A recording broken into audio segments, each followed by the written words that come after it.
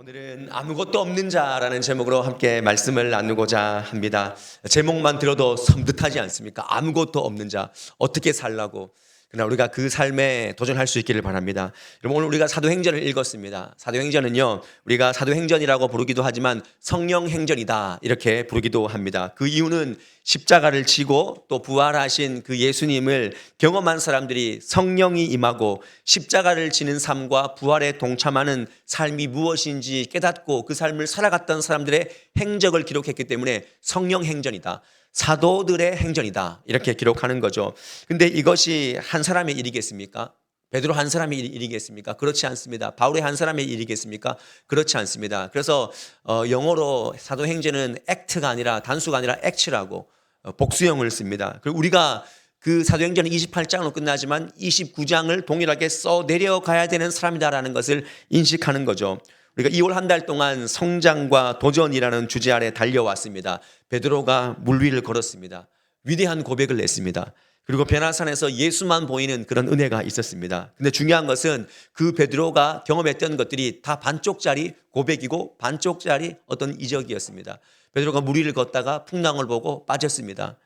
그리고 예수님을 주는 그리스도시요 살아계신 하나님의 아들입니다라고 고백했지만 바로 뒤에 예수님께서 십자가 사역을 오픈했을 때 그는 그런 일이 절대 없습니다라고 하면서 막아섰고 그는 예수님께 사탄이라고 그렇게 책망을 듣게 되었습니다. 변화산에서 예수님께서는 의기소침해하는 십자가를 지는 것이 뭐고 자기 부인이 뭔지 모르는 이 제자들을 향해서 예수님은 변화산 사건을 통해서 너희들이 끝까지 그 삶을 지키면 이렇게 영광된 그런 모습으로 너희들이 마지막에 승리할 거다 이걸 보여주셨는데 베드로는 뭐라고 얘기합니까? 주여 여기가 좋사오니 초막새 찍고 주님 하나 또 엘리야를 위해서 모세를 위해서 이렇게 살았으면 좋겠습니다. 이런 고백을 하지 않습니까? 이 베드로의 신앙이 굉장히 업앤다운이 심합니다. 근데 이 모습이 누구의 모습입니까? 저와 여러분들의 모습입니다.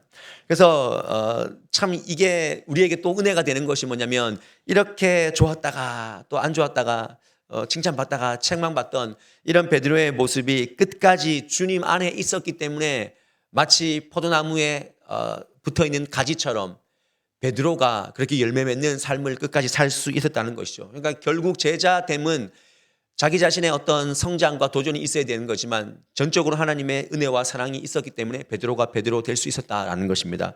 베드로가 오늘 걷지 못한 한 사람에게 기적을 베푸는 행하는 그런 장면을 봅니다. 이제는 베드로가 달라졌습니다. 부활하신 예수님을 만났고 다시 한번 고백했고 이것이 우연이나 일회적인 사건이 아니라 우리는 3장 1절에서 10절까지 말씀을 통해서 위대한 치유의 사건을 보지만 이미 베드로는 마가의 다락방에서 성령을 경험하고 예수님을 온전히 고백하고 부활하신 예수님을 체험함으로 말미암아 베드로가 사도행전 2장 41절 말씀 보면 이런 말씀이 있습니다. 오순절 때 설교를 했는데 그가 말을 하고 설교를 했을 때 많은 사람들이 은혜를 받고 이날의 신도수가 3,000명이 더했다. 세례를 받은 사람이 3,000명이나 되었다라는 것을 보면 베드로가 얼마나 강력한 능력으로 지금 사역을 하고 있습니까? 놀라운 사실은 오늘 사도행전 3장 1절에서 10절까지 말씀 가운데 베드로와 요한이 성전 미문에서 걷지 못하는 사람을 일으켰을 때 많은 사람들이 그를 주목했습니다. 여러분 뭐라고 얘기했냐면 3장 12절 말씀에 보면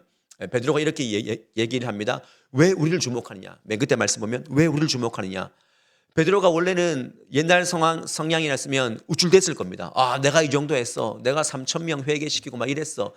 이런 얘기를 했는데 그렇지 않았습니다. 오히려 3장 16절 말씀 보면 이런 말씀이 있습니다. 예수로 말미암아 난 믿음이 너희 모든 사람들 앞에서 이같이 완전히 낫게 했다. 예수의 능력이다. 자기를 드러내지 않고 예수의 능력이다 말합니다. 더 이상 베드로는 요동치거나 미숙하지 않습니다. 오히려 사도행전 4장 4절 말씀 보면 말씀을 들은 사람 중에 믿는 자가 많으니 남자의 수가 약 5천이 되었더라. 베드로는 계속해서 자기 자신이 아니라 예수 복음을 드러내면서 많은 사람들을 구원하는 그 길로 가는 것입니다.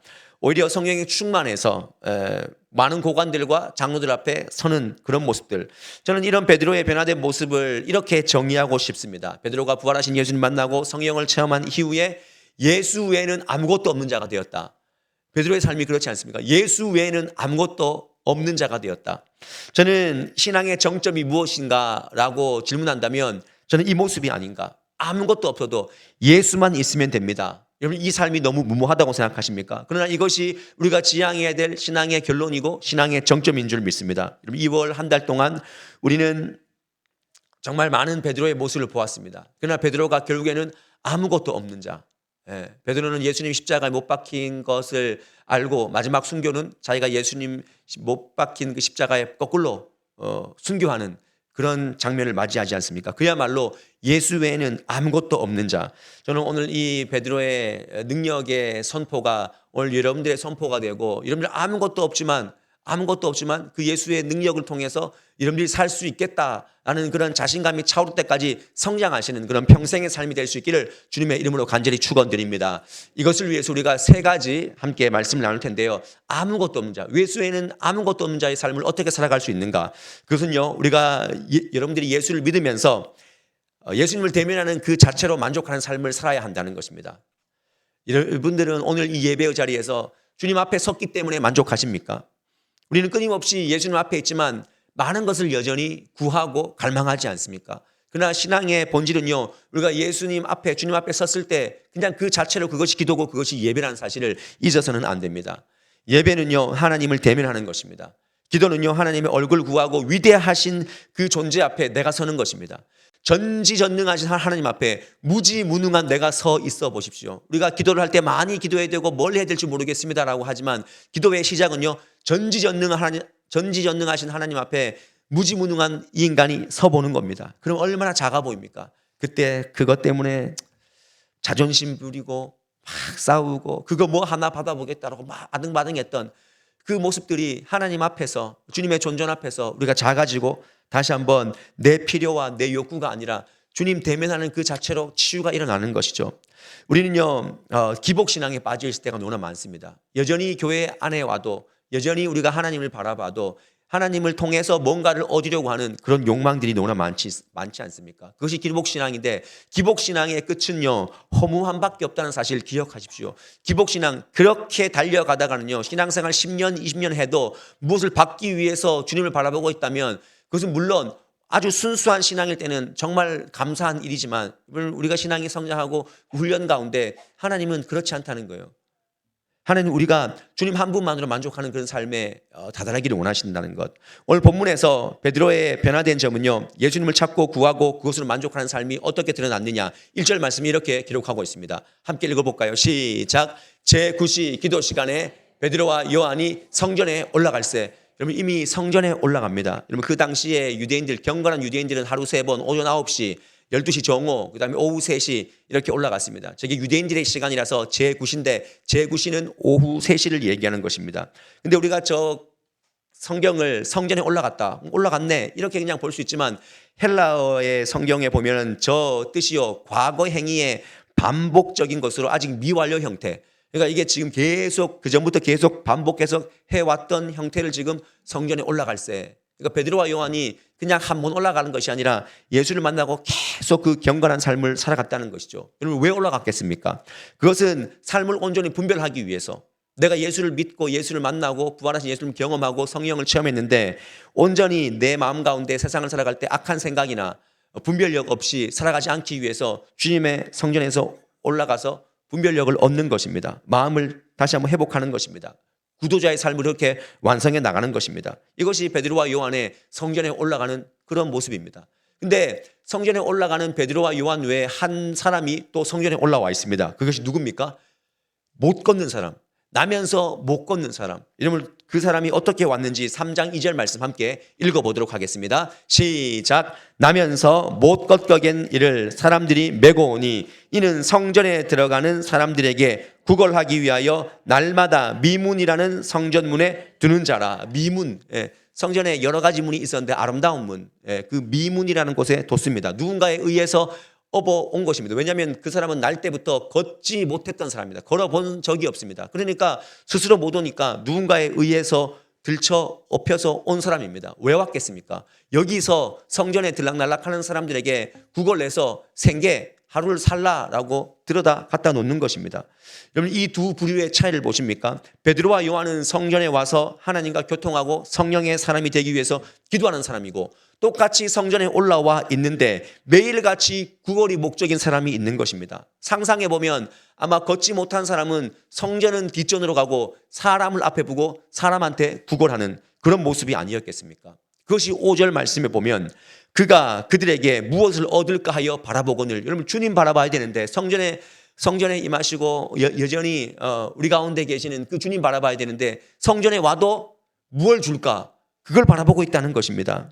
이 장면에서 우리가 질문해 볼 수 있습니다. 우리는 여전히 성전 안에 있으면서 예배자의 자리에 있으면서도 불구하고 하나님을 더 알고 하나님에 대한 그 마음을 깊이 우리가 묵상하기보다 여기서 성전을 등지고 사람 바라보면서 때로는 내 자신을 드러내기 위해서 어떤 다른 목적을 가지고 이 자리에서 신앙생활을 하거나 예배를 드리고 있지 않느냐는 것입니다. 그럼 질문해 볼 수 있어야 됩니다. 오늘 수많은 성도님들이 몸은 교회에 있지만 몸은 예배의 자리에 있지만 여전히 세상을 향해서 걱정하고 있고 자기 욕망을 바라보고 있고 자기 안위와 평안을 위해서 그렇게 주님 바라보는 그런 사람들이 있다는 거죠. 그게 기복신앙 아니겠습니까?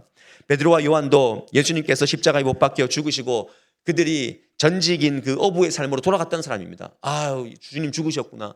이젠 허탈하네, 허망하네. 다시 갔던 자리로 갔던 사람입니다. 그런데 부활하신 예수를 만나고 그들은 이제는 생계에 얽매이지 않았습니다.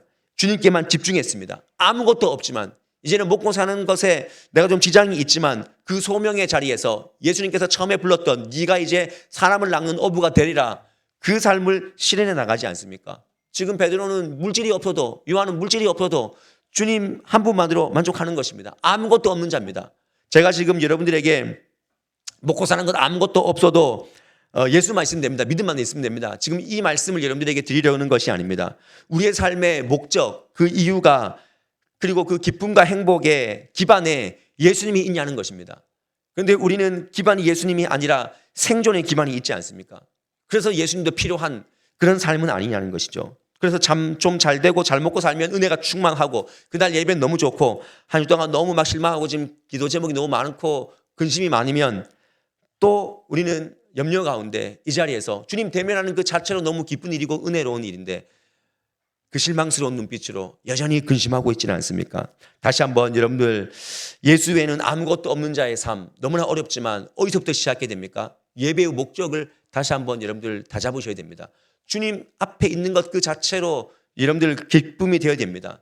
주일이 기다려지고 예배에 대한 기대가 있고 하나님 대면하는 그 자체 아침에 눈 떴을 때 오늘 좀 더 자고 싶고 더 쉬고 싶은데 또 예배의 자리로 가야 되는 그 불편한 몸으로 왔습니까? 그러면 안 된다는 거죠.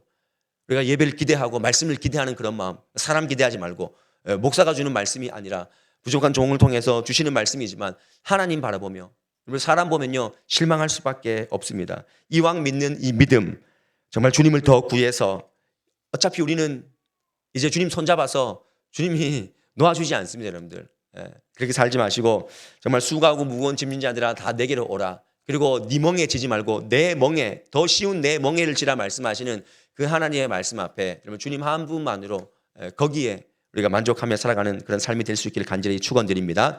두 번째로 예수 외에 아무것도 없는 자의 삶은요 말 그대로 예수를 가졌다는 이유만으로 능력을 경험하는 사람입니다. 여러분 우리는요 예수의 능력 그 하나님의 자녀되는 권세를 이미 가진 그런 사람들입니다. 우리가 이거를 탑재하지 못하고 있기 때문에 늘 세상에서 엉뚱한 말을 하고 우리 자신의 정체성을 놓치고 살지 않습니까?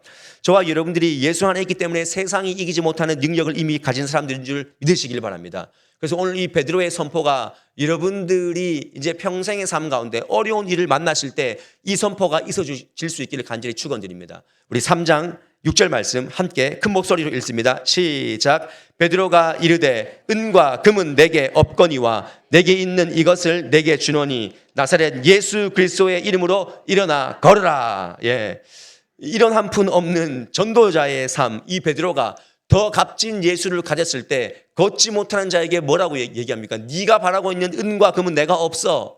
그 화려한 미문이 보이냐? 그 미문이 금딱지, 은딱지로 다 붙어져 있는 아주 화려한 문이지만 저런 건 나한테 없어. 그러나 내한테 있는 것.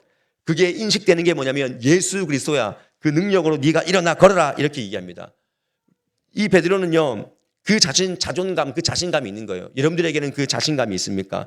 오늘날 성도의 자존감은요, 자신감은 어디에 옵니까? 내가 얼마를 버느냐, 내가 연봉이 얼마냐, 내가 지금 몇 평에 어디에 사느냐, 집이 몇 채냐, 우리 아들이 자녀가 몇 등급이냐, 어느 대학 가서 지금 어떤 직장 다니냐.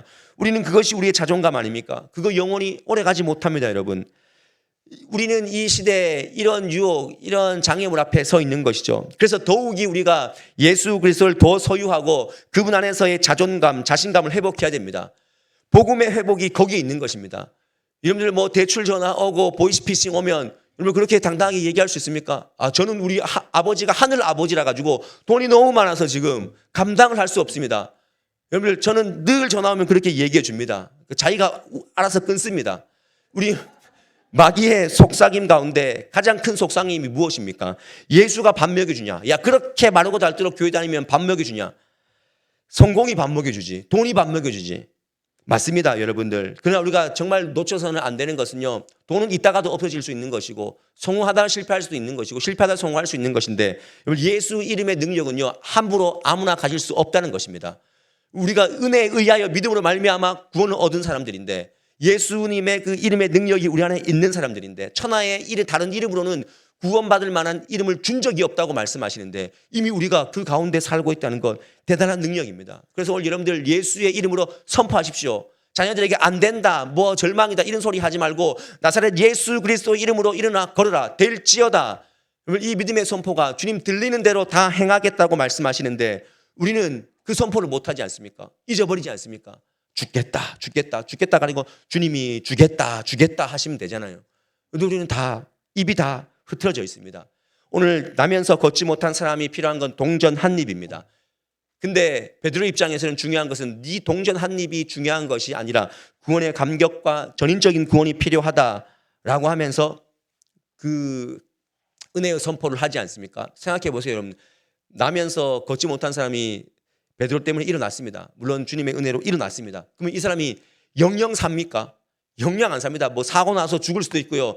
또 기한이 돼서 죽을 수도 있고 어차피 가는 인생입니다.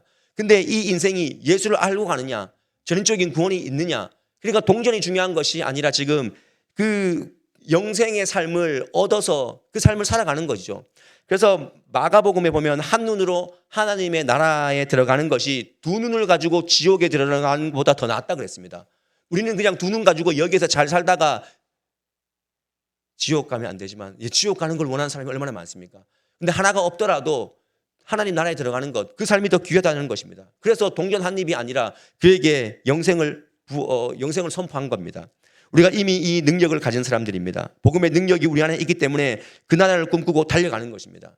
베드로와 요한이 시간이 되어서 3시가 되어서 이제 성전에 기도하러 올라가야 되는데 급한 시간이지만 더 중요한 영혼 구원의 사명이 있기 때문에 그를 주목하고 본 것입니다, 여러분. 4절 말씀해 보십시오. 4절 말씀 보면 베드로와 요한과 더불어 주목하여 이르되 우리를 보라. 여기서 주목하다라는 말은 아테니조라는 이 헬라어인데 이것은 영혼에 대한 깊은 관심을 가지고 예수님의 긍휼의 눈빛으로 계속 봐왔다는 것입니다. 한번 보고 병자네 이렇게 얘기한 것이 아니라 계속 보면서 타이밍을 보고 기도를 하고 오늘 그 시간에 선포한 겁니다. 사랑하는 여러분들, 영혼 구원보다 중요한 일이 없습니다. 우리는 급한 일을 따라다니지 않습니까? 근데 급한 일보다 정말 중요한 일, 이 주일에 급한 것 아무리 많아도 정말 중요한 것은 예배 아니겠습니까? 구원의 능력이 우리 안에 있는데 우리가 주님 앞에 엎드리지 못하고 일주일 살아간다면 그 일주일은 이미 흐트러진 것입니다. 그리고 여러분들에게 있는 이미 부어진 이 예수 능력의 이 권세를 통해서 그 권세를 통해서 여러분을 정말 가장 강력한 사역을 해 나가시길 바랍니다. 우리 주변에도 아직 걷지 못하고 구원을 모르는데 그 동전 한 입에 지금 눈이 팔려서 세상 바라보고 구걸하고 있는 그런 사람들이 얼마나 많습니까? 일으켜 주십시오. 예수 이름을 전하고 손을 잡아주고 그 사람이 누군지 한번 찾아보시고 기도하면서 준비하면서 선포하면서 복음의 삶을 나누시기를 바랍니다. 왜냐하면 우리가 요한복음 1장 12절 말씀처럼 영접하는 자, 곧 그 이름을 믿는 자들에게는 하나님의 자녀가 되는 권세를 주셨다 그랬기 때문에 내가 받았기 때문에 우리에게도 누구에게도 줄 수 있는 것입니다. 그 사역을 잘 감당하십시오. 예수를 가졌다는 그 이유만으로 우리가 능력이 있다니까요. 아무것도 뭐 저는 뭐 나이가 들었고 저는 뭐 아프고 아닙니다, 여러분들. 이미 능력이 있는 자들입니다. 믿으시고 그 삶에 올인하는 것이 그 삶을 믿어 나가는 것이 아무것도 없지만 모든 것을 가진 자라는 사실을 기억하시고, 마지막 세 번째로 예수 외에 아무것도 없는 자는요, 작은 것에서 찬송과 감사를 찾는 사람들이다라는 것을 기억하십시오. 오늘 베드로가 걷지 못하는 자를 일으켰습니다. 근데 그 걷지 못하는 사람이 어떤 반응을 했냐면, 여러분 한 번도 태어나서 걸어본 적이 없다고 생각해 보십시오. 걷지 못했다. 한 번도 걸어보지 못했다고 생각해 보십시오. 그 사람의 반응이 어떻겠습니까? 8절 9절 말씀, 저 말씀 읽을 때는 한 번도 걸어보지 못한 자가 일어섰다는 그런 믿음으로, 마음으로 한번 저 성경 말씀 읽어보십시오. 시작. 뛰어 서서 걸으며 그들과 함께 성전으로 들어가면서 걷기도 하고 뛰기도 하며 하나님을 찬송하니 모든 백성이 그 걷는 것과 하나님을 찬송함을 보았다 그랬습니다. 얼마나 기뻤겠습니까? 여러분들, 이 사람이 왜 기뻤겠습니까? 솔직히 그냥 다 예수 그리스도의 복음의 능력을 알았기 때문에, 이거 빼고 정말 단순하게 왜 기쁩니까? 여러분들, 걸어서 기쁘지 않습니까? 한 번도 걸은 적이 없다니까요. 걸어서 기쁜 거예요.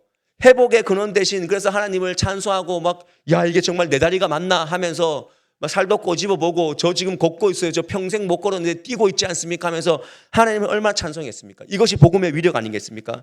그러니까 우리는요, 이 치유받은 사람이 감사와 찬양을 하는 모습을 보면서 어떤 걸 깨달을 듯하냐면, 우리는 나면서 뛰지도 걷지도 못한 사람이 이렇게 감사하고 찬송하는데 여러분들 뛰지 않습니까? 걷지 않습니까?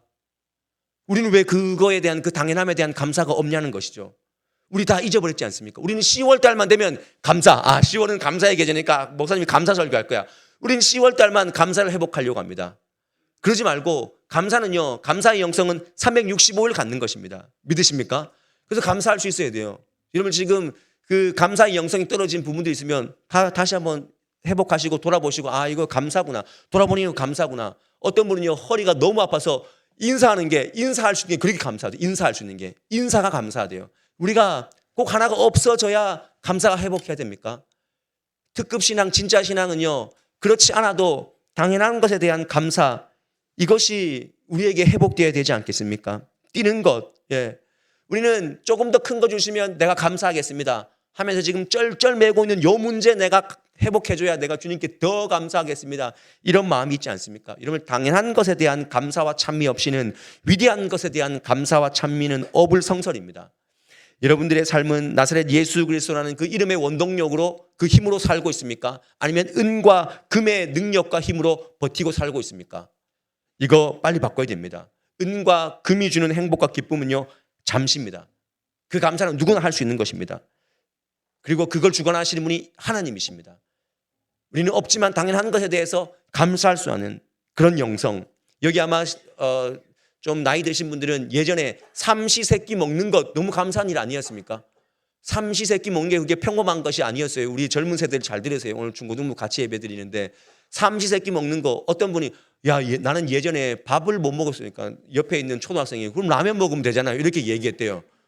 정말 모르는 거죠. 우리는 그 당시에 삼시세끼가 너무 감사한데, 지금 삼시세끼 배부른데 또 다른 것 요구하지 않습니까? 거기에 감사하고 거기서 조금만 눈을 돌려보면, 그 당시에 조금만 주님 살려만 주시면 내가 충성을 맹세하겠습니다, 다 한두 번씩 했잖아요. 저도 했어요. 저희 우리 아들 38개월 때인가 6개월 때 배째고 개복 수술할 때, 정말 어린 제가 경북대병원 그 수술실에서 주님 살려만 주시면 주님 아무것도 바라지 않겠습니다 했는데, 지금 왜 공부 안 하냐, 성적이 왜 그 모양이냐, 제가 그 잔소리를 하고 있더라고요. 우리는 일상의 감사를 너무 기적적인 그런 것만 생각하고 있지만, 사실 살아준 것만 해도 감사하고, 숨 쉬고 있는 거 감사하고, 여러분 학교 다니는 거 얼마나 감사합니까? 여러분들 내 곁에서 우리 애 놓으면은 그 존재만으로 얼마나 기뻤어요. 그죠? 이미 다 그때 효도했잖아요. 효도 끝났는데 왜 지금 또 받으려고 그렇게 발버둥 치고 있습니까? 다시 한번 여러분들, 사랑하는 여러분들, 신앙의 정점은요, 예수 외에 아무것도 없는 자가 되어도 내가 행복하다, 그 입술의 고백을 하는 그 정점이 우리의 목적입니다. 여러분들 다 안 될 수 있어요 지금. 근데 우리가 이런 오늘 세 가지 명제를 통해서 도전할 수 있어야 됩니다. 오늘 제가 이 두 가지 말씀을 이제 읽고 마칠 텐데, 저 말씀이 누구에게 주시는 말씀인가? 과연 누구를 지금 지칭하고 바라보고 주시는 말씀인가? 저 당시의 교회인가? 아니라는 거죠. 우리 함께 제가 읽으세요 하는 데까지만 읽어보겠습니다. 요한계시록 2장 9절 말씀, 원래 이 서머나 교회에 주시는 말씀인데요. 읽습니다. 시작. 내가 내 환난과 궁핍을 알거니와 실상은 내가 부요한 자니라. 거기까지. 예. 환난과 궁핍을 내가 안다. 네 아직 부족한 거 안다. 근데 네가 실상은 제일 부요해. 왜냐하면 네가 예수를 가졌잖아. 네가 예수 믿고 있잖아. 우리에게 이 말씀 하시는 거예요. 고린도후서 6장 9절 말씀. 이 말씀 여러분들 진심으로 읽으시길 바랍니다. 시작. 무명한 자 같으나 유명한 자요, 죽은 자 같으나 보라 우리가 살아있고, 징계를 받는 자 같으나 죽임을 당하지 아니하고, 근심하는 자 같으나 항상 기뻐하고, 가난한 자 같으나 많은 사람을 부요하게 하고, 아무것도 없는 자 같으나 모든 것을 가진 자로다. 여러분들, 이것이 예수밖에 없는 자의 삶의 정체성 아니겠습니까? 예수를 소유한다면 우리가 아무것도 없는 것 같은 그런 삶이지만 모든 것을 가진 자가 됩니다. 여러분 기억하십시오. 예수를 가져야 모든 것을 가진 사람들입니다. 세상은 내가 이만큼 가졌어요 하지만 그거 가진 것 아닙니다. 역설입니다, 여러분. 결국 예수 외에 아무것도 없습니다라고 고백할 수 있는 자가 모든 것을 가진 자인 줄 믿으시기를 바랍니다. 오늘 이 신앙에 도전하십시오. 그래서 주님 대면하는 것 그 자체가 기쁨이 되어야 되고, 예수를 가졌다는 것, 그것만으로 우리가 능력을 경험하는 삶. 내 안에 능력이 있구나. 내가 써먹지 못했구나. 자녀에게 마음껏 축복하시고 선포해 주십시오. 그리고 작은 것에 대한 감사와 찬송, 이거 회복하셔야 됩니다. 그때 우리는 신앙의 정점에 도달할 수 있는 것입니다.